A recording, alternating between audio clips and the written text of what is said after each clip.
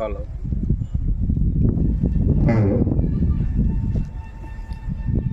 దైవ గ్రంథమైన బైబిల్లో దేవుని వాక్యం చదువుకున్నాం. దయతో గమనించండి. రాజులు మొదటి గ్రంథం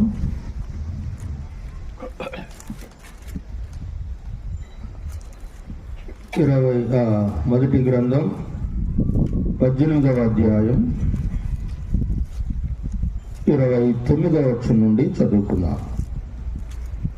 రాజులు మొదటి గ్రంథం 18వ అధ్యాయము 29-30 వచనాలు. ఈ ప్రకారము మధ్యాహ్నమైన తరువాత అస్తమయ నైవేద్యం అర్పించు సమయం వరకు వారు ప్రకటనము చేయుచు వచ్చిరి గాని మాట అయినను ప్రత్యుత్తరమిచ్చువాడైనను లక్ష్యము చేసిన వాడైనను లేకపోయాను. అప్పుడు ఏలియా, నా దగ్గరకు రండి అని జనులందరితో చెప్పగా జనులందరూ అతని దగ్గరకు వచ్చిరి. అతడు క్రింద పడద్రోయబడి ఉన్న యెహోవా బలిపీఠమును బాగు చేసి యెహోవా వాక్కు ప్రత్యక్షమై, నీ నామము ఇశ్రాయేలుగునని వాగ్దానము నందిన యాకోబు సంతతి గోత్రముల లెక్క చొప్పున 12 రాళ్లను తీసుకొని ఆ రాళ్ల చేత యెహోవా నామమునొక బలిపీఠము కట్టించి దాని చుట్టూ 2 మానికల గింజలు పట్టునంత లోతుగా కందకమొకటి త్రవించి కట్టెలను క్రమముగా పేర్చి ఎద్దును తునకలుగా కోస కట్టెల మీద ఉంచి జనులు చూచుచుండగా మీరు 4 తొట్ల నిండా నీళ్లు నింపి దహన బలి పశుమాంసం మీదను కట్టెల మీదను పోయుడని చెప్పాను. అదైన తరువాత 2వ మారు ఆ ప్రకారమే చేయడని అతడు చెప్పగా వారు 2వ మారును అలాగు చేసిరి. 3వ మారును చేయడనగా వారు 3వ మారును చేసిరి. అప్పుడు ఆ నీళ్లు బలిపీఠము చుట్టూ పొర్లి పారాను. మరి అతడు కందకమును నీళ్లతో నింపెను. అస్తమయ నైవేద్యం అర్పించు సమయమున ప్రవక్తయగు ఏలియా దగ్గరకు వచ్చి ఇలాగు ప్రార్థన చేశాను. యెహోవా, అబ్రహాము, ఇస్సాకు, ఇశ్రాయేలీల దేవా, ఇశ్రాయేలుల మధ్య నీవు దేవుడివై ఉన్నావని నేను నీ సేవకుడనై ఉన్నాననియు ఈ కార్యములన్నీ నీ సెలవు చేత చేసితిననియు ఈ దినమున కనుపరచుము. యెహోవా, నా ప్రార్థన ఆలకించుము. యెహోవావైన నీవే దేవుడివై ఉన్నావనియు నీ వారి హృదయములను నీ తట్టు తిరగజేయదువనియు ఈ జనులకు తెలియనట్లుగా నా ప్రార్థన అంగీకరించుము. అతడు ఇలాగు ప్రార్థన చేయుచుండగా యెహోవా అగ్ని దిగి దహనబలి పశువులను కట్టెలను రాళ్లను బుగ్గిని దహించి కందకమందున్న నీళ్లను ఆరిపోజేసెను. అంతటా జనులందరూ దాన్ని చూచి సాగిలపడి యెహోవాయే దేవుడు, యెహోవాయే దేవుడని కేకలు వేసిరి. ప్రార్థన చేద్దాం.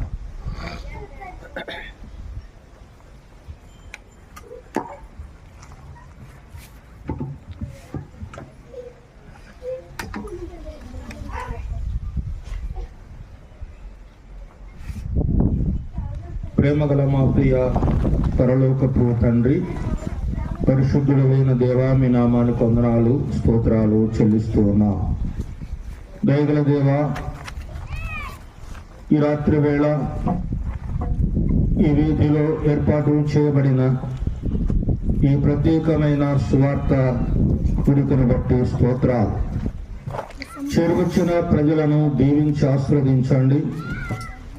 చదవబడిన లేఖన భాగమును దీవించండి.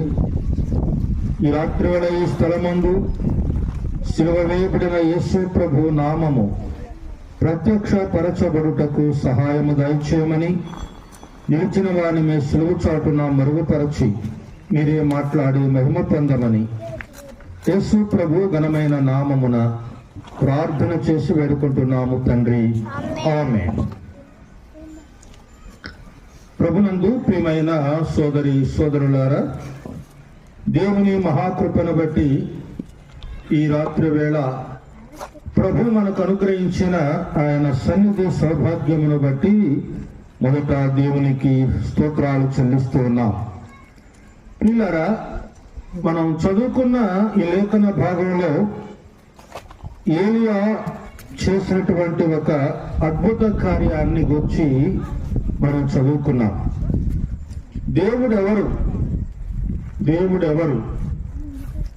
నీవు ఆరాధించేవాడు దేవుడా, నేను ఆరాధించేవాడు దేవుడా అని ఒక పరీక్ష వారి మధ్య జరిగింది. బయలుదేవత ప్రవక్తలు ఉన్నారు, యెహోవా ప్రవక్త ఉన్నాడు. బైబిల్లో ఒక డిబేట్ జరిగింది ఇక్కడే. ఈ డిబేట్లో నీవా నేనా, నీవు నమ్మినవాడా నేను నమ్మినవాడా, ఎవరు అని రుజువుపరుచుకునేది ఇక్కడ మనం చూస్తూ ఉన్నాం. సరే, వారు చేయాల్సిందేదో వారు చేశారు, వారికి సమాధానం రాలేదు. ఏలియా మరి నా సమయం వచ్చింది కనుక నేను చేస్తాను చూడండి అని ఆ చోటి రాళ్ళు, అక్కడ ఒక బలిపీఠము కనబడతా ఉంది. ఆ బలిపీఠము పడద్రోయబడినట్టుగా ఉంది. చూడండి 30వ వచనం. అప్పుడు ఏలియా నా దగ్గరకు రండని జనులందరితో చెప్పగా జనులందరూ అతని దగ్గరకు వచ్చిరి.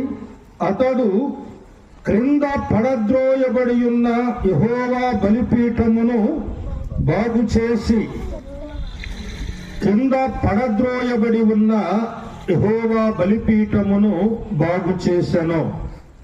ఆ బలిపీఠాన్ని కట్టి బాగు చేసి ఇశ్రాయేలు గోత్రముల ప్రకారము 12 రాళ్లతో ఆ బలిపీఠాన్ని కట్టి దాని మీద కట్టెలు పేర్చి దాని మీద ఆయనకి ఇవ్వబడిన ఎద్దును తునకలు ముక్కలుగా చేసి ఆ కట్టెల మీద పేర్చి దాని మీద నీళ్లు పోయమన్నాడు. ఓసారి పోసారు, మళ్ళా రెండోసారి పోయమన్నాడు. రెండోసారి పోసారు, మరలా మూడోసారి పోయమన్నాడు. మూడోసారి పోసారు. ఆ చుట్టూ కందకం రవించాడు. ఆ బలిపీఠం చుట్టూ ఆ కందకము నిండిపోయేంతగా పొర్లిపోయేంతగా నీళ్లు పోయబడ్డాయి. అప్పుడు ఏలియా ఆకాశం వైపు కనులెత్తి చేతులు చాపి అడుగుతున్నాడు, దేవా, యెహోవా ప్రభువా, ఈ బలిపీఠం మీద ఉన్న ఈ బలి దహింపబడినట్లుగా అగ్ని పంపించమని ప్రార్థన చేశాడు. చేస్తే ఆకాశము నుండి అగ్ని దిగి వచ్చి ఆ బలిపీఠం మీద ఉన్న బలిని, కట్టెలను, బలిపీఠమును, ఆ బుగ్గినంతటిని ఆ అగ్ని కాల్చివేశను, దహింపజేశను అనే మాట చూస్తున్నాం. అప్పుడు ప్రజలందరూ యెహోవాయే దేవుడు, యెహోవాయే దేవుడు. ఈ డిబేట్ లో ఏలియా గెలిచాడు. ఏలియాకు సమాధానం వచ్చింది. ఏలియా యెహోవాయే దేవుడు, యెహోవాయే దేవుడని ప్రజలందరూ నోట స్పందించినటువంటి ఆ మాట దిక్కులు పిక్కటిల్లేలాగా గొప్ప శబ్దముతో వారు పలికారు. యెహోవాయే దేవుడని రుజువైపోయింది. చూచారా? అయితే ప్రియులారా, ఇక్కడ ఈ రాత్రి వేళ మనం చదువుకున్న ఈ భాగములో ఒక మాట మనం జ్ఞాపకం చేసుకుందాం. ఆ మాట ధ్యానం చేద్దాం. రాజుల మొదటి గ్రంథం మరి 18వ అధ్యాయము 30వ వచనంలోనే వ్రాయబడిన మాట గమనించండి. అతడు క్రింద పడద్రోయబడి ఉన్న యెహోవా బలిపీఠమును బాగు చేసెను. క్రింద పడద్రోయబడి ఉన్న యెహోవా బలిపీఠం. ఏమిటి బలిపీఠం? పడద్రోయబడిన బలిపీఠం. పడిపోయిన బలిపీఠం కాదు ఇది. పడిపోయిన బలిపీఠం అని వ్రాయబడలేదు, పడద్రోయబడిన బలిపీఠం అని వ్రాయబడింది. చూడండి, పడద్రోయబడిన బలిపీఠం అంటే ఒక వ్యక్తి, ఎవరో ఒక ఆ వ్యక్తి ఆ బలిపీఠాన్ని పడదోశాడు. పడద్రోయగా ఆ బలిపీఠం పడిపోయింది. అది పడద్రోయబడింది. పడద్రోయబడిన బలిపీఠం చూడండి. ఆ బలిపీఠము మరి దేనికి సంకేతంగా ఉంది అని మనం గమనిస్తే, బలిపీఠం మీద బలిర్పించాలి.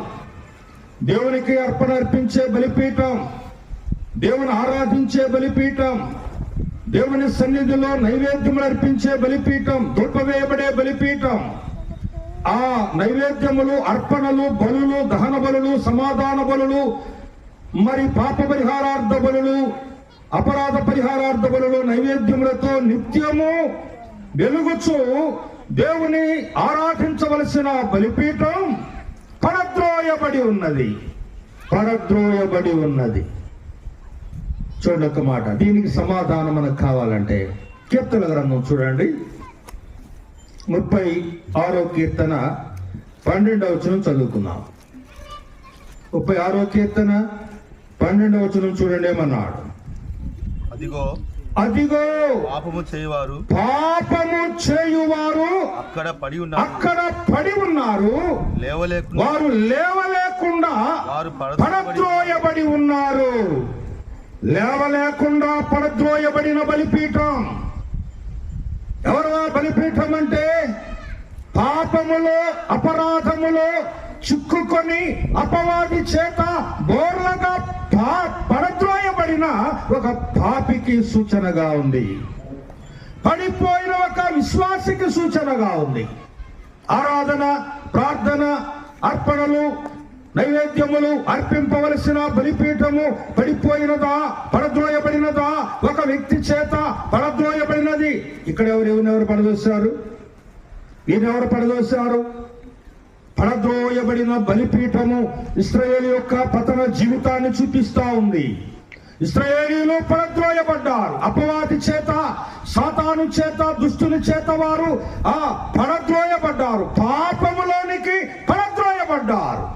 ఇశ్రాయేలులో నీతి లేదు, ఇశ్రాయేలులో న్యాయము లేదు, ఇశ్రాయేలులో పరిశుద్ధత లేదు.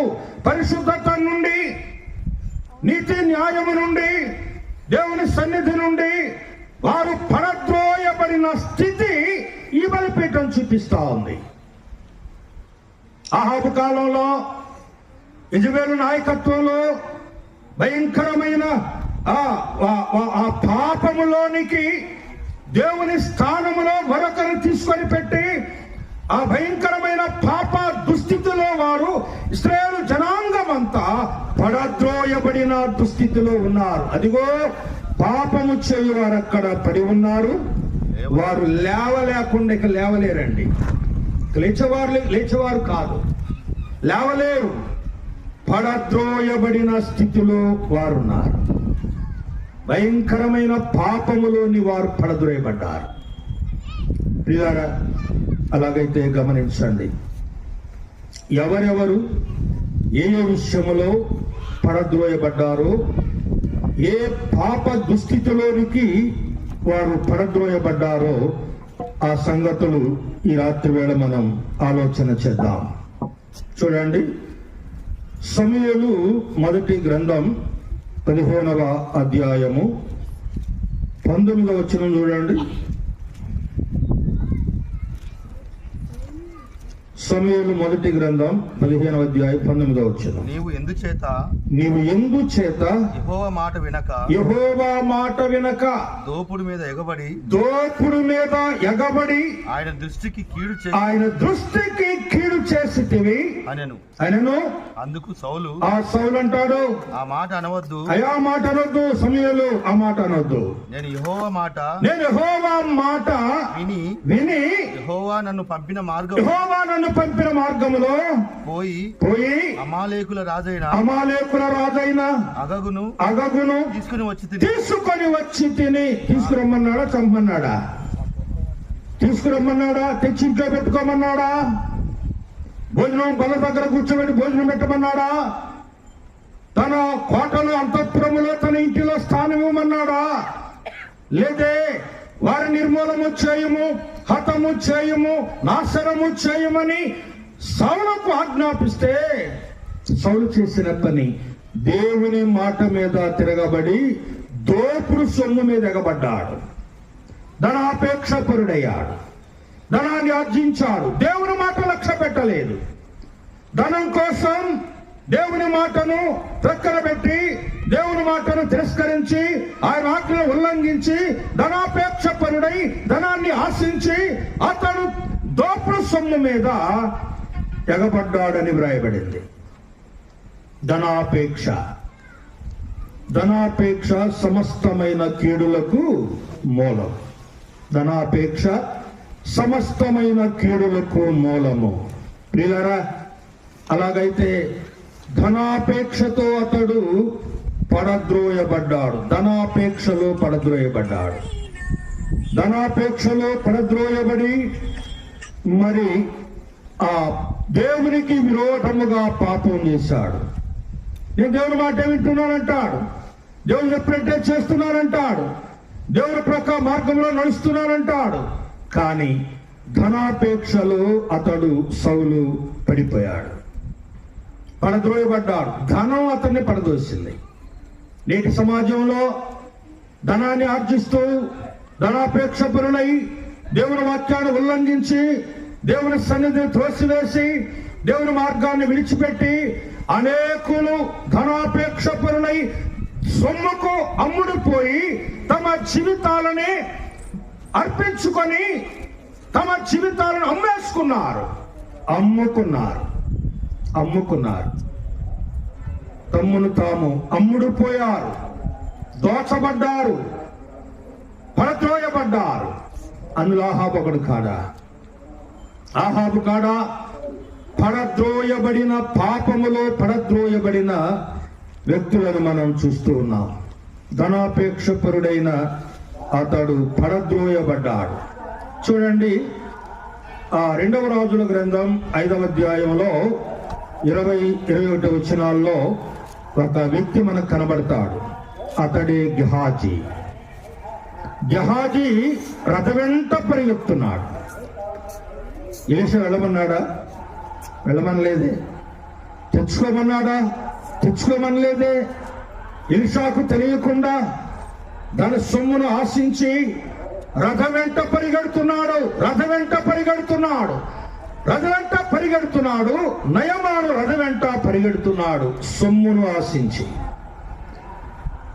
అదే అపోస్తలుల కార్యం 8వ అధ్యాయంలో ఫిలిప్పు రథ వెంట పరిగెడుతున్న ఫిలిప్పు దేని కొరకు?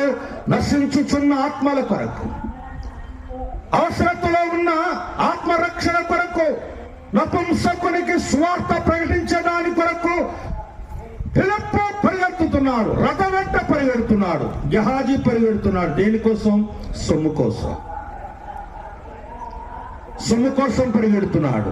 ఫిలిప్పు ఆత్మల కోసం పరిగెడుతున్నాడు. అలాగైతే ఈ రాత్రి వేళ ధనాపేక్ష సమస్తమైన కీడులకు మూలం గనుక ధనమును ఆశించి దేవుని సన్నిధిని విడిచేవారంగా ఉండకూడదు. సౌలు ధనాపేక్షపరుడై అతడు పడద్రోయబడిన వాడుగా చూస్తూ ఉన్నాం. ఇక అక్కడి నుంచి సౌలు చరిత్ర వెనక్కి తిరిగింది. సౌలు ఆత్మీయ స్థితి వెనక్కి తిరిగింది. అక్కడి నుంచి మరలా మేలుకున్నవాడు కాదు, కోలుకున్నవాడు కాదు, పడద్రోయబడిన వానిగా మనం చూస్తూ ఉన్నాం. ఆ తర్వాత రాజులు మొదటి గ్రంథం 11వ అధ్యాయం 1 నుండి కొన్ని వచనాలు చదవండి. 11వ అధ్యాయం 1 నుండి కొన్ని వచనాలు. మోయాబీలు, ఎదోమీయులు, అమ్మోనీయులు, సిదోనీయులు, హిత్తీయులు అను జనులు ఈ హృదయములను తమ దేవతల తట్టు తిప్పుదురు గనుక వారితో సహవాసము చేయకూడదని వారిని మీతో సహవాసము చేయకూడదని యెహోవా ఇశ్రాయేలులకు సెలవిచ్చి ఉన్నాడు. అయితే రాజైన సొలొమోను ఫరో కుమార్తెను గాక ఆ జనులలో ఇంకా అనేక మంది పరస్త్రీలను మోహించి కామాతురత గలవాడై వారిని ఉంచుకొని వచ్చాను. ఎవరండి ఈయన? సొలొమోను కూడా పాపములో పడద్రోయబడ్డాడు. అందరూ అన్య స్త్రీలను ఆశించి పాపములో పడద్రోయబడ్డాడు. అతడు కామాతురత గలవాడై శరీర ఇచ్చలకు, శరీర కోరికలకు లోనై తన ఇష్టానుసారముగా దేవుని ఆజ్ఞను వ్యతిరేకించి అన్య స్త్రీలను సాంగత్యము చేసుకొని భార్యలుగా తెచ్చుకున్నాడు. శరీర కోరికలకు లోనయ్యాడు. పాపములో పడద్రోయబడ్డాడు. అతని భార్యలు అతని వృద్ధాప్యమందు అతని హృదయమును త్రిప్పివేశాను. పడద్రోయబడిన వ్యక్తి కామాతురత గలవాడే, పాపమును ఆశించాడు, శరీర కోరికలను ఆశించాడు. అతడు పడద్రోయబడినట్లుగా మనం చూస్తూ ఉన్నాం. పిల్లారా, కొరింథీయులకు రాసిన మొదటి పత్రిక 7వ అధ్యాయం 2వ వచనం చూడండి. అయినను జారత్వములు జరుగుచున్నందున ప్రతి వానికి సొంత భార్యలు ఉండవలెను కాదు. ప్రతి వానికి సొంత భార్యలు ఉండవలెనని కాదు, భార్య ఉండవలెను. ప్రతి స్త్రీకి సొంత భర్తలు ఉండవలెనని కాదు, భర్త ఉండవలెను. ఇది హద్దు. మానవునికి దేవుడిచ్చిన హద్దిది. భార్య ఉండవలెను. ప్రతి పురుషునికి సొంత భార్య ఉండవలెను. ప్రసంగి 9:9 చదవండి. ప్రసంగి 9:9 ఏమన్నాడు? దేవుడు నీకు దయచేసిన వ్యర్థమైన నీ ఆయుష్కాలమంతయు నీవు ప్రేమించు నీ భార్యతో సుఖించు. అంతే. నీ భార్యతో, దేవుడిచ్చిన భార్యతో వ్యర్థముగా నీ జీవితాన్ని అన్య స్త్రీలకు అప్పగించవద్దు. నా కుమారుడా, నీ బలమును అన్య స్త్రీలకు అప్పగించవద్దు అని తల్లి బోధించింది. కామాతురత గలవాడై తన ఇష్టాన్ని నెరవేర్చుకొని లెక్కలేనంత మంది పరస్త్రీలను మోహించిన వాడు, పాపములో పడద్రోయబడ్డవాడు. ఆ స్త్రీలు పూర్తిగా సొలొమోనును పాపములోనికి నెట్టివేశారు. కోలుకోలేనంతగా భయంకరమైన దుస్థితిలోనికి త్రోసివేశారు. పడిపోయినవాడు, పడద్రోయబడినవాడు, పాపములో పడద్రోయబడినవాడు సొలొమోను. మూడవదిగా 2వ సమూయేలు గ్రంథం 11వ అధ్యాయం 26వ వచనం. 2వ సమూయేలు గ్రంథం 11వ అధ్యాయము 26వ వచనం. ఊరియా భార్య తన భర్తయగు ఊరియా హతమైన సంగతి విని తన భర్త కొరకు అంగలార్చెను. అంగలార్పు కాలము తీరిన తర్వాత దావీదు దూతలను పంపి ఆమెను తన నగరికి తెప్పించుకొనగా ఆమె అతనికి భార్య ఆయను. ఎవరి భార్య? ఊరియా భార్య. ఊరియా ఏమయ్యాడు?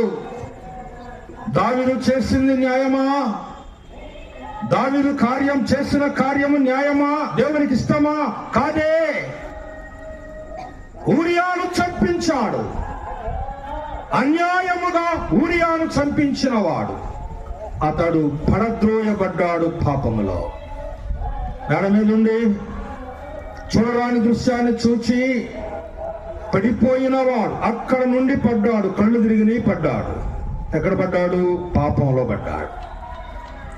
నరహత్య, వ్యభిచారం, నరహత్యలో పడిపోయాడు. నరహంతకుడైపోయాడు.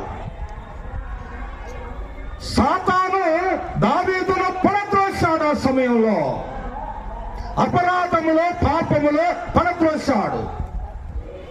ఎంతమంది ఉన్నారు లోకంలో? ఎంతమంది చూస్తున్నాం? ప్రపంచ వార్తల్లో మనం గమనిస్తున్నాం. పాపాన్ని ప్రేమించి, పరపురుషులను ప్రేమించి, పరస్త్రీలను ప్రేమించి, వారి వలలో చిక్కుకొని కన్న బిడ్డలనే కళ తీర్చిన కసాయి తల్లులున్నారు. కన్న బిడ్డలనే కళ తీర్చిన కసాయి తల్లులు. ఎంత ఘోర దుస్థితిలోనికి దిగిపోయిందో ఈ ప్రపంచం ఒకసారి ఆలోచన చేయండి. ప్రపంచం ఎటువైపు ప్రయాణం చేస్తుందో పడద్రోయబడిన దుస్థితి ప్రియులారా. మత్తయి సువార్త 5వ అధ్యాయం 21వ వచనం. మత్తయి సువార్త 5వ అధ్యాయం 21వ వచనం. నరహత్య చేయవద్దు, నరహత్య చేయవద్దు, నరహత్య చేయవాడు విమర్శకు లోనగును అన్నాడు. నరహత్య చేయవద్దు, అది దేవునికి వ్యతిరేకమైన పాపం.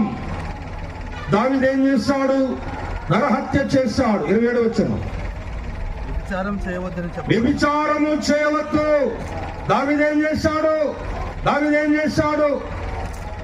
ఇలా పడద్రోయబడిన బలిపీఠానికి సూచనగా మీరు కనబడుతున్నారు. ఒక అపవాది సర్వలోకములో ఉన్న పాప మానవాళినందరినీ పడద్రోసినవాడు. ఇంకొక మాట చదవండి. అపొస్తలుల కార్యం 5వ అధ్యాయం 3-4 వచనాలు. అపొస్తలుల కార్యం 5వ అధ్యాయం 3-4 వచనాలు. అప్పుడు పేతురు అననీయ, ఈ భూమి వెలలో కొంత దాచుకొని, అననీయ, నీ భూమి వెలలో కొంత దాచుకొని పరిశుద్ధాత్మను మోసపుచ్చుటకు సాతాను ఎందుకు నీ హృదయమును ప్రేరేపించను? అది నీ యొద్ద ఉన్నప్పుడు నీదే కదా. అది నీ వశమై ఉండలేదా? ఎందుకు ఈ సంగతి నీ హృదయములో ఉద్దేశించుకున్నావు? నీవు మనుషులతో కాదు దేవునితోనే అబద్ధమాడితివి. అబద్ధములో పడిపోయిన అననీయ సప్పీరాలు భార్యాభర్తలు. అబద్ధం మనం అనుకుంటాం, అబద్ధాన్ని ఈ సులువుగా ఆలోచన చేస్తాం. ఆ అబద్ధం చిన్న అబద్ధమే కదా. అబద్ధం అనేది దేవునికి విరోధమైన పాపం. అబద్ధమాడరాదు. అబద్ధానికి జనకుడెవడు? సాతాను. నీ మాట అవునంటే అవును, కాదంటే కాదని ఉండవలను. దానికి మించినది అపవాది వలన పుట్టినది. అబద్ధమాడవద్దు, అబద్ధమాడరాదు. 10 ఆజ్ఞలలో ఒక ఆజ్ఞనే అబద్ధమాడరాదు. అననీయ సప్పీరాలు ఏమాడారు? అబద్ధమాడారు. అపవాది వారిని ప్రేరేపించను, అపవాది వారిని పడద్రోసెను. అబద్ధములనే పాపములో పడద్రోసెను. పిల్లరా, అబద్ధమనే పాపములో అననీయ సప్పీరాలు పడద్రోయబడ్డారు. 5వది లూకా సువార్త 15వ అధ్యాయం 13వ వచనం. లూకా సువార్త 17వ అధ్యాయం 13వ వచనం. యేసు ప్రభువా మమ్ము కరుణించుమని కేకలు వేసిరి. 15వ అధ్యాయం 13వ వచనం. లూకా సువార్త. కొన్ని దినములైన తరువాత చిన్న కుమారుడు సమస్తమును కూర్చుకొని దూరదేశమునకు ప్రయాణమైపోయి అతడు తన ఆస్తిని దుర్వ్యాపారము చేత పాడు చేశాను. అదంతయు ఖర్చు చేసిన తరువాత దేశమంతా గొప్ప కరువు రాగా ఇబ్బంది పడసాగి ఆ దేశస్థులో ఒకరి చెంత చేరెను. అతడు పందులను మేపుటకు పొలంలోనికి పంపెను. వాడు పందులు తిను పొట్టును తన కడుపు నింపుకొని ఆశించను, ఎవడును వానికేమి ఇయ్యలేదు. బుద్ధి వచ్చినప్పుడు వాడు బుద్ధి వచ్చినప్పుడు వాడు నా తండ్రి ఇంటి వద్ద అనేక పని వారికి ఆహారం సమృద్ధిగా ఉంది, నేను వెళ్ళి నా తండ్రిని బతిమలాడుకొని నా తండ్రి ఇంట ఒక పనివానిగా బ్రతుకుతానని తిరిగి వచ్చాడు. సరే, అతడు లోకమును స్నేహించి లోక ఆశలకు లోనై ఈ లోక వైభవాన్ని ప్రేమించి అతడు వెళ్ళిపోయాడు, పడిపోయాడు. ఒక మాట తిమోతికి రాసిన పత్రికలో చూడండి, 2వ పత్రిక 4వ అధ్యాయం 10వ వచనం. దేమ ఇహలోకమును స్నేహించి నన్ను విడిచి వెళ్ళిపోయెను, పడిపోయెను, పడద్రోయబడెను. చూడండి, సౌలును ధనం పడద్రోసింది, ధనాశ పడద్రోసింది. సొలొమోనును కామాతురత పడద్రోసింది. దావీదును నరహత్య అనే పాపములో పడద్రోయబడ్డాడు. అననీయ సప్పీరాలు అబద్ధమనే పాపములో పడద్రోయబడ్డారు. చిన్న కుమారుడు దేమ లోక ఆశలకు లోనై లోకాశలను బట్టి పడద్రోయబడ్డారు. పడద్రోయబడిన బలిపీఠము నీవే. రాత్రి ఆలోచన చేయండి, పడద్రోయబడిన బలిపీఠము నీవే. ఏ ఆశలకు లోనయ్యావో, ఏ దుర్వ్యసనాలకు లోనయ్యావో, ఏ పాపములోని బానిసమయ్యావో, దేనికి ప్రేరేపితులవయ్యావో, నీవు అపవాది వలలో చిక్కుకొని పడద్రోయబడ్డావు, పాపములో పడద్రోయబడ్డావు. రాత్రి వేళ ఆలోచన చేయి ప్రియ స్నేహితుడా. దేవుడు నిన్ను తన బలిపీఠముగా ఉపయోగించుకోవాలని, నీ ద్వారా తాను మహిమ పొందాలని, నీ ద్వారా ఆయన స్తుతియాగమును అపేక్షించాలని, ఆశించాలని, నీ ద్వారా ప్రార్థనలు, నీ ద్వారా ఆరాధనలు, నీ ద్వారా మహిమ పొందాలని ఆయన ఆశిస్తే, దేవుని ఆజ్ఞలను ఉల్లంఘించి దేవుని మార్గాన్ని త్రోసివేసి దేవుని సన్నిధి నిరాకరించి పాపములో నీవు పడద్రోయబడ్డావు, పాపములో పడద్రోయబడ్డావు. ఏ పాపమా నాకు తెలియదు. అబద్ధమా, లోకాశలా, శరీరాశలా, ధనాపేక్షయా, నరహత్యమా, త్రాగుడా, వ్యభిచారమా, జోదమా, ఏ పాపములో నీవు ఉన్నావో నాకు తెలియదు. ఈ రాత్రి వేళ ప్రియ స్నేహితుడా, నీవు పడద్రోయబడ్డావు, పాపములో పడద్రోయబడ్డావు, లేవలేకుండా పడద్రోయబడ్డావు. ఏ స్థితిలో ఉన్నావో ఆలోచన చేయండి. నీవే స్థితిలో ఉన్నావో అది నీకు తెలుసు. ఏ పాపములో కొనసాగుతున్నావో నీకు తెలుసు. ఇది చెయ్యకూడదని నీ మనస్సాక్షిని హెచ్చరిస్తున్నా, ఆ మనస్సాక్షిని ప్రక్కన పెట్టి నీ ఇష్టాన్ని నెరవేర్చుకుంటూ ఉన్నావు. అపవాదికి చోటిచ్చావు, అపవాది వలలో చిక్కుకున్నావు. వాడు అసలు ఎంత తెలివితేటలు ఉపయోగిస్తాడో తెలుసా అండి? ఒక మాట చదవండి, హబక్కూకు గ్రంథం 1వ అధ్యాయం 15వ వచనం చదవండి. హబక్కూకు గ్రంథం 1వ అధ్యాయం 15వ వచనం చదవండి. వాడు ఎల్లప్పుడూ వాడంటే ఎవడో అండి? సాతాన్. బైబిల్లో ఆయన అనే మాట దేవునికిని, అతడు అనే మాట ప్రవక్తకును, వాడు అనే మాట సాతానుకు చెందినవి. బైబిల్ ఎక్కడైనా వాడనే మాట మీకు కనబడితే అది సాతాను చెందిన మాట. వాడు ఎల్లప్పుడూ తన వలలో నుండి 14 వచ్చింది చదవండి. 14 వచ్చిన ఏలిక లేని చేపలతోను ఆ ఏలిక లేని చేపలతోను రాగు పురుగులతోను నీవు నరులను సమానులుగా చేస్తేవి చేసితివి. వాడు గాలం వేసి మానవులందరినీ గుచ్చి లాగుతున్నాడు. ఎట్లా చేపను పట్టాలంటే చేత గాలం పట్టుకొని చెరువు దగ్గరకు, వాగు దగ్గరకు, కాలువ దగ్గరకు వెళ్ళి ఆ నీటిలో ఒట్టి గాలం ఇస్తే చేపడుద్దా? పడదండి. దానికి ఆ చేపకి ఇష్టమైన ఆహారం, దానిని ఎర అంటారు. ఆ ఎరను ఆ గాలములో ఉంచి నీళ్ళల్లో వేస్తే అది తినడానికి చేప రివ్వున వచ్చి గుటుక్కున మింగేస్తుంది. లోపల గాలం ఉన్నదని దానికి తెలియదు.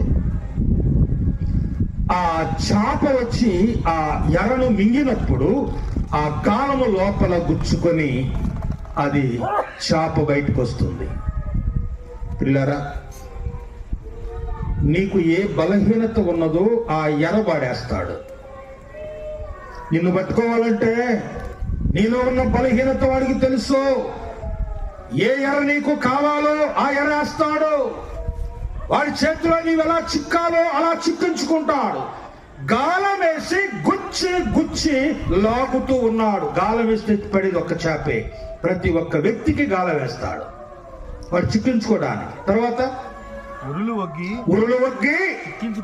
చిక్కించుకొనుచున్నాడు. ఉరులు అంటే ఉచ్చులు. కొంగలకు ఉచ్చులేస్తారు. ఆ కొంగలు వెళ్ళి ఆ ఉచ్చుల్లో కాళ్ళు పెట్టి చిక్కుకుపోతాయి. పక్షులకు ఉచ్చులేస్తారు. కొన్ని మాత్రమే పడతాయి. 2, 3 లేక 4, 5 లేక 10 వరకు పడవచ్చు. కానీ ఇంకొక ప్రమాదం, ఇదంతా కాదు, గాలం కాదు, వలలు కాదు, ఉరులు కాదు, ఇంకేమన్నాడు? వాడు తన వలతో వారిని కూర్చుకొనుచు ఉన్నాడు. వలేశాడు. వలలో అందరినీ చిక్కించుకున్నాడు. అందరినీ స్వాధీనం చేసుకున్నాడు. వలేసి అందరినీ పట్టేశాడండి. సముద్రంలో ఐలా వల అని ఒక వల ఉంటుంది. ఐలా వల అంటే 100 మంది 200 మంది కలిసి ఒక వలను కొనుక్కుంటారు. ఒక నావలో ఆ వల ఒక చివర ఒడ్డున వారి చేతికిచ్చి నావ తిరిగి 10, 12, 15 కిలోమీటర్ల దూరం తిరిగి వచ్చి రెండవ కొస వారి చేతికి దొరుకుతుంది. ఆ కొస ఒక 100 మంది, ఈ కొస ఒక 100 మంది పట్టుకొని సముద్రంలో వల లాగుతారు. ఈ ప్రాంతంలో ఉన్న చేపలన్నీ ఆ వల్ల పడిపోతాయి. ఆ వల ఒక్కటి ఒడ్డుకొస్తే ఒక లారీ 2 లారీ చేపలు వస్తాయి. దాన్ని ఐలా వల అంటారు. అంటే మాకు సముద్రం దగ్గర కనుక సముద్ర తీర ప్రాంతాలు మేము సేవ చేస్తాం కనుక ఆ వల బట్టే సోదరులు మాకు మిత్రులు కనుక ఆ సంగతులు మాకు తెలుసు. ఆ వలలో లారీలు చేపలు పడతాయి. ఆ 200 కుటుంబాలు అవి పంచుకుంటారు. పిల్లారా, వల అలాగునే సాతాను ప్రపంచం మొత్తానికి వలేశాడు. వాళ్ళని ఇంగ్లీష్లో ఏమంటారండి? నెట్. అవునా కదా? ప్రపంచం మొత్తానికి ఉండేటది నెట్, ఇంటర్నెట్ అనే వల ప్రపంచాన్ని మొత్తానికి చుట్టేశాడు. ఆ వల్ల ఆ నెట్ లో ఎంతమంది యువత పడుతున్నారు, ఎంతమంది యువత, స్త్రీలేమి పురుషులేమి, యువతంతా ఆ వలలో చిక్కుకుపోయారు. ఇంటర్నెట్ లోనే మునిగిపోయారు. పుస్తకం పెట్టుకొని చదవరా అంటే చదవరు. సెల్లుతో ఇక వారు వృద్ధాకుల సెల్లుతోనే ఆడుకుంటా ఉంటారు. యువత చెడిపోయింది. యువతను స్వాధీనపరుచుకున్నాడు. యువతనంతా తన స్వాధీనంలో ఉంచుకున్నాడు. పట్టుకొని గంతులేస్తున్నాడట. వలలో దొరికిన వారిని బట్టి అతను గంతులేస్తూ దానికి బలులర్పిస్తూ వారి ఆనందంతో పొంగిపోతా ఉన్నాడు. ఇంటర్నెట్ను బట్టి. ప్రియులారా, వలలో చిక్కుకుపోయావా? గాలానికి గుచ్చుకుపోయావా? ఉరులలో నీవు దొరికిపోయావా? ఏ పాపములో, ఏ బలహీనతలో, ఏ ఆశలకు లోనై నిత్య నాశనమనే పాతాళానికి అగ్నిగుండానికి జోగాడుతున్నావో ఆలోచన చేయండి. రాత్రి వేళ మీ పాపము మిమ్మును పట్టుకొనను. 32వ అధ్యాయం సంఖ్యాకాండం 23వ వచనం. మీ పాపము మిమ్మును పట్టుకొనును అన్నాడు. మీ పాపము మిమ్మును పట్టుకొనును. పట్టుకుంటది, విడిచిపెట్టదు. పాపములో పట్టబడ్డావు, పాపములో పట్టబడ్డావు. పట్టబడిన నీవు విడుదల పొందడం నీ చేత కాదు. పరద్రోయబడిన వారు లేవలేకుండా తనంతట తానే లేవలేరు. పాపములో ఉన్నవాడు తన పాప మాలిన్యాన్ని కడుక్కోలేడు. చిరుతప్పులి తన మచ్చను మార్చుకోలేదు. గ్రీసు దేశస్థుడు, కుషు దేశస్థుడు తన చర్మమును మార్చుకోలేడు. మీ పాపములు మిమ్మల్ని పట్టుకున్నాయి. వలలాగా, గాలంలాగా, ఉరుల్లాగా మిమ్మల్ని పట్టుకున్నాయి. ఎవడు నిన్ను విడిపిస్తాడు? సాతాను యొక్క కబంధ హస్తాలలో బందీవైపోయావే. సాతాను యొక్క కబంధ హస్తాలలో, చెరలో నీవు బందీవైపోయావే. ఆ బందీ నుండి, ఆ చెర నుండి ఎవడు నిన్ను విడిపిస్తాడు? విడిపించుకోలేవు, నువ్వు లేవలేవు, నీ చేత కాదు. అందుకే ఏలియా వచ్చాడు. ఏలియా వచ్చి పడద్రోయబడిన బలిపీఠమును అతడు బాగు చేసెను. పడద్రోయబడిన బలిపీఠమును అతడు బాగు చేసెను. 107వ కీర్తన 19వ వచనం. 107వ కీర్తన 19వ వచనం చూడండి. ఏమన్నాడు? కష్టకాలమందు వారు యెహోవాకు మొర్ర పెట్టిరి. ఆయన వారి ఆపదలలో నుండి వారిని విడిపించెను. ఆయన తన వాక్కును పంపి వారిని బాగు చేశాను.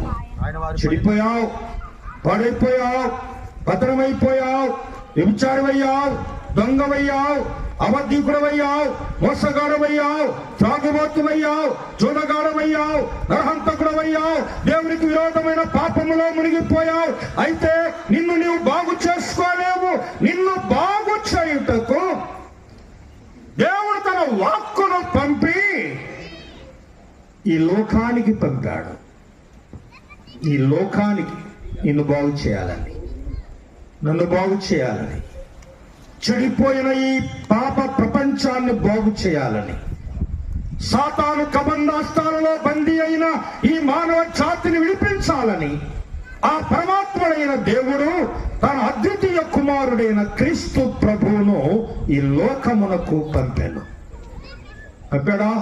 పంపాడండి. యేసు క్రీస్తు అనే నామము ధరించి యెహోవా వాక్యమయ్యున్న ప్రభు ఈ లోకానికి సశరీరుడుగా, శరీరధారిగా, రక్తమాంసములలో పాలువాడుగా ఆయన ఈ లోకానికి వచ్చాడు. అవునా? అవునండి. రోజు తారీఖు ఎంత అండి? 13. ఏ నెల? ఏప్రిల్ నెల. ఏ సంవత్సరం? 2025 సంవత్సరం. ఎక్కడి నుండి క్యాలెండర్ ప్రారంభం? ఈ క్యాలెండర్ ఎప్పుడు పుట్టింది? ఈ క్యాలెండర్ ఎప్పుడు పుట్టిందో ఒకసారి ఆలోచన చేయి. యేసు క్రీస్తు అనే ఈ యుగ పురుషుడు, ఈ శక పురుషుడు కన్య మరియ గర్భమందు ఈ లోకములో జన్మించిన నాడు పుట్టిన ఈ క్యాలెండర్ నేటికి కొనసాగుతూ ఉంది. సర్వ ప్రపంచం ఈ క్యాలెండర్ వెంట ప్రయాణం చేస్తుంది. కాదు అని రద్దు చేయడానికి నీ చేత కాదు. యేసు ప్రభుని ఒప్పుకోవడానికి నువ్వు అంగీకరించకపోవచ్చులే గాని క్యాలెండర్ రద్దు చేయడం నీ చేత కాదే. యేసు క్రీస్తు పుట్టినప్పుడు పుట్టిన ఈ క్యాలెండర్ నువ్వు రద్దు చేయగలవా? ఐక్యరాజ్య సమితి కూడా ఈ క్యాలెండర్ ను అనుమతించి సర్వ ప్రపంచం ఈ క్యాలెండర్ వెంట ప్రయాణం చేస్తా ఉంది. యేసు ప్రభు ఈ లోకములో జన్మించాడు. కన్య మరియ గర్భమందు ఆయన జన్మించాడు. పాపము లేనివాడు, పవిత్రుడు, నిర్దోషి, నిష్కల్మషుడు, పాపులలో చేరక ప్రత్యేకముగా ఉన్నవాడు, ఆకాశ మండలము కంటే మిక్కిలి హెచ్చైన వాడు, ఆయనే నిజమైన దేవుడు. ఆయనే నిజమైన దేవుడు. ఆయనే సృష్టికర్త అయిన దేవుడు. సకల చరాచర జగత్తును తన మహత్తుగల మాట చేత సృష్టించి సమస్తమును నిర్వహిస్తున్న ఆ మహోన్నతుడైన దేవుడే శరీరధారిగా ఈ లోకానికి వచ్చాడు. యేసు అనే నామము ఆయన మానవత్వం, క్రీస్తు అనే పేరు ఆయన దైవత్వం. యేసు క్రీస్తు అంటే దైవ మానవుడు. ఆకారమందు మనుష్యుడుగా కనబడుచున్నాడు గాని ఆయన అదృశ్యుడైన దేవుని స్వరూపి, పరాత్పరుడైన దేవుని యొక్క అద్వితీయ కుమారుడు. ఈ లోకంలో జన్మించాడు. ఈ లోకములో కన్యమర్య గర్భమందు ఆయన జన్మించాడు అని నొక్కి చెప్పడానికి ఆధారం ఉంది. ప్రియులారా, అయితే ఆయన ఎందుకు వచ్చాడు? కుంటివాళ్ళకి కళ్ళు ఇవ్వడానికా? కాదు. గుడ్డివారికి కళ్ళు ఇవ్వడానికా? కాదు. చెవిటివారి వినికిడా, కుష్ఠరోగులు బాగు చేయడానికా? కాదండి.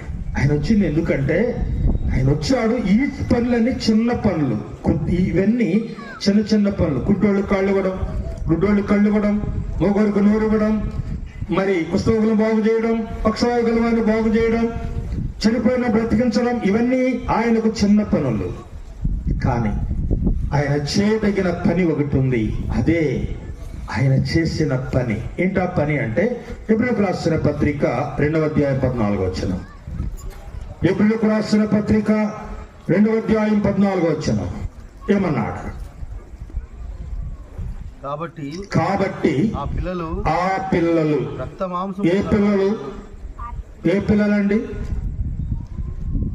ఆదాము పిల్లలు. ఆదాము శరీరములో నుండి ఉద్భవించిన ఈ పాప ప్రపంచం, ఆదాములో నుండి జనించిన ఈ ప్రపంచమంతా ఆ పిల్లలు రక్తమాంసములు గలవారైనందున, మనము రక్తమాంసాలున్నాయి, నాకు రక్తం లేదు, నాకు మాంసం లేదని చెప్పేవారు ఎవరైనా ఉన్నారా? లేరే. తల్లి గర్భములో జనించిన మనమందరము రక్తమాంసములు గలవారమై ఉన్నాం. ఆదాములో ప్రవహించిన రక్తం నేడు నీలో నాలో మనందరిలో ప్రవహిస్తూనే ఉంది. ఇది ఆదాము రక్తం. ఆ పిల్లలు రక్తమాంసములు గలవారైనందున ఆ ప్రకారమే మరణము యొక్క బలము గలవాడైన అనగా అపవాది మరణము ద్వారా నశింపచేయుటకును జీవిత కాలమంతయు మరణ భయము చేత దాస్యమునకు లోబడినవాడు. మనవుడా, సోదరుడా, పాప దాస్యమునకు, మరణ దాస్యమునకు నువ్వు లోబడి ఉన్నావు. పాపానికి బానిసమయ్యావు, మరణానికి లోబడిపోయావు, దాసులమయ్యావు, ఆహుతి కాబోతున్నావు. పాప బలిష్టమైన అపవాది బంధకాలలో బందీవయ్యావు. నువ్వు విడిపించుకోలేవు, నువ్వు లేవలేవు. సాతాను పడదోశాడు, నువ్వు లేవలేవు. కానీ నిన్ను లేవనెత్తడానికి, నిన్ను లేపడానికి, ఆ భయంకరమైన పాపపు ఊబిలో నుండి నిన్ను లేపడానికే ఆయన రక్తమాంసములలో పాలివాడుగా ఈ లోకానికి వచ్చాడు. ఆయనలో పాపం లేదు, పవిత్రుడు, నిర్దోషి, నిష్కల్మషుడు, పాపులలో చారక ప్రత్యేకముగా ఉన్నవాడు, పరిశుద్ధుడైన దేవుడు యేసుక్రీస్తు ప్రభు మనలను విమోచించుట కొరకై ఆయన ఈ లోకానికి వచ్చాడు. ప్రకటన 1:6 ఏమన్నాడు? ఆయన మనలను ప్రేమించాడండి. పడిపోయిన నిన్ను, పతనమైన నిన్ను, త్రాగుబోతువైన నిన్ను, వ్యభిచారమైన నిన్ను, దొంగవైన నిన్ను ఆయన ప్రేమించాడు. ఎంత ఘోర పాపివైనా ఆయన నిన్ను ప్రేమించాడు. నిన్ను ప్రేమించి తన రక్తము వలన మీ పాపముల నుండి ఆయన కడిగి విమోచించుట కొరకై ఈ లోకానికి వచ్చాడు. ఆయన రక్తం, యేసు రక్తము ప్రతి పాపము నుండి మనలను పవిత్రులుగా చేశాడు. దేవుడు తన వాక్కును పంపాడు అంటే శరీరధారిగా ఆయన ఈ లోకానికి వచ్చాడు. యేసు ప్రభు దేవుడు. ఆదియందు వాక్యము దేవుని యొద్ద ఉండెను, వాక్యము దేవుడై ఉండెను. ఆ వాక్యమే శరీరధారి కృపాసత్య సంపూర్ణుడుగా మన మధ్య నివసించాడు. యేసు ప్రభు దేవుని వాక్కు. ఆయన మన దోషములను తన వీపు మీద మోసుకున్నాడు. మన వ్యసనాలు భరించాడు. మన పాపాలు అన్ని ఆయన భుజం మీద మోపబడ్డాయి. మన దోషాలను బట్టి నలగొట్టబడ్డాడు. మన సమాధానార్థమైన శిక్ష ఆయన మీద పడింది. ఆయన చేతుల్లో చీలలు, పాదములలో మేకులు, తలలో ముండ్ల కిరీటముతో మొత్తబడ్డాడు. సజీవుల భూమిలో నుండి ఆయన కొట్టివేయబడ్డాడు.